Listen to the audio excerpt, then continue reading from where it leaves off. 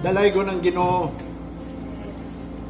Naniningtag na ang Ginoo atong himayaon.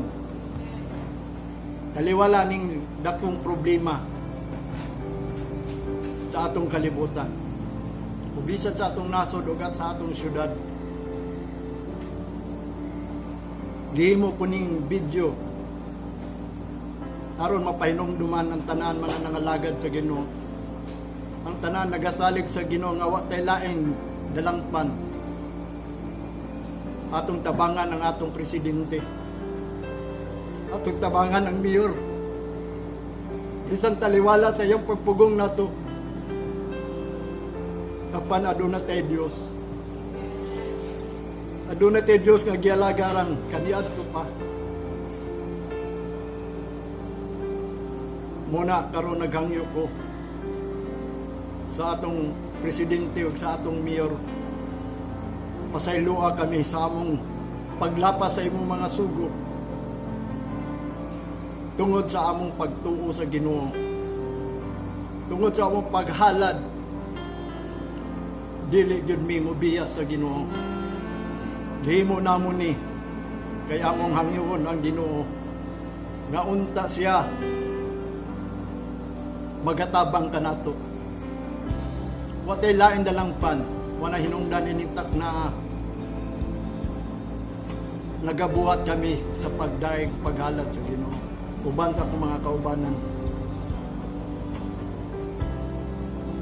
Mao ang akong mga kaubanan nga di nagsalig ug nangalagad sa Ginoo.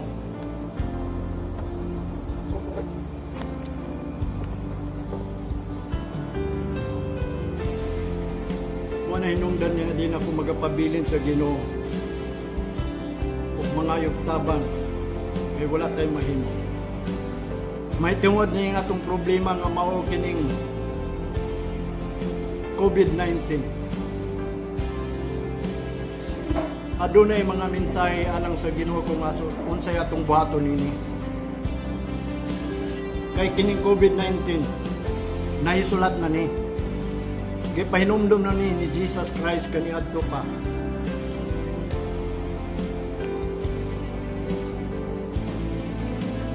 Muna inungdan initak na ako kining isulti sa tanan mga nangalagad sa Ginoo. Manong kining COVID-19 na hitabo sa tibuok kalibutan ug sa atong nasod. Kay kini mo ang gingon sa pulong sa Dios. Nga diin ay sulat na. Ang Matthew, mismo si Jesus Christ, sa diya si Jesus Christ may anhin ini kalibutan.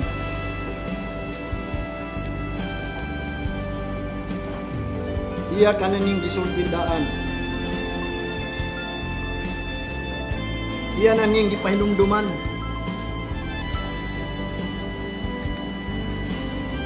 Nga iyang giingnan ang mga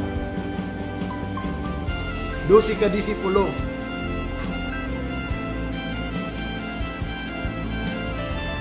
Dili makita sa Matthew chapter 24. Anilang ta sa verse 5, 6, 7 and 8. Matod pa niya, for many shall come in my name, saying I am Christ, and shall deceive many. And ye shall hear of wars and rumors of wars. See that ye be not troubled, for all these things must come to pass, but the end is not yet. For nation shall rise against nation, and kingdoms against kingdoms. And there shall be famine, and pestilence, and earthquake in diverse places. All these things are the beginning of sorrows. Ang Diyos magapanalangin siyang pulo. Iyang gisgutan diri ang pestilence. Nga sa ato pa, ang pestilence, usa ka ilhanan sa pagbalik sa anak sa Dios nga mo sa Kristo. Pero mao kanila lamang ang sinugdanan. Dili pa nimo ang katapusan sa kalibutan.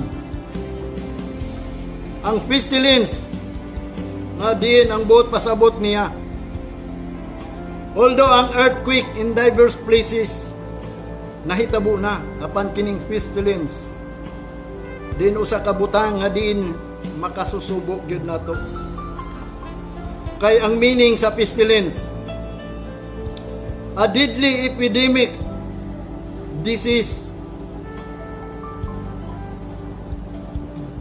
Mao kini ang sakit nga kuyaw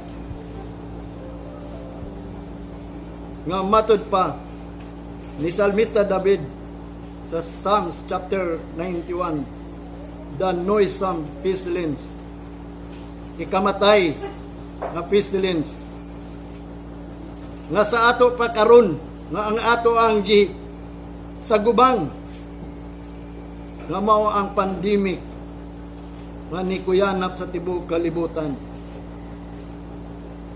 Nga diin ang epidemic nga giingon sa dictionary, a disease which come widespread in particular place at a particular time, generally unpleasant.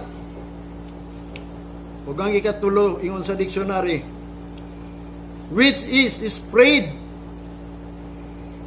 or intense.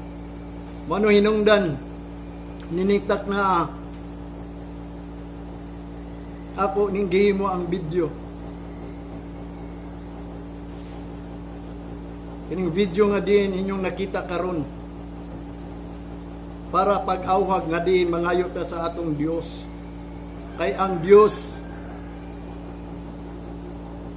magpadala ni ining pestilence nga mao kanang giingon ni Jesus Christ sa diha nga moabot na ilhana na siya daw nga mubalik. Apan siya atong buhaton karon ning taliwala sa pestilence. Luoy kaya ang mga tao, ni bisan natong presidente ang may ug ang atong mayor,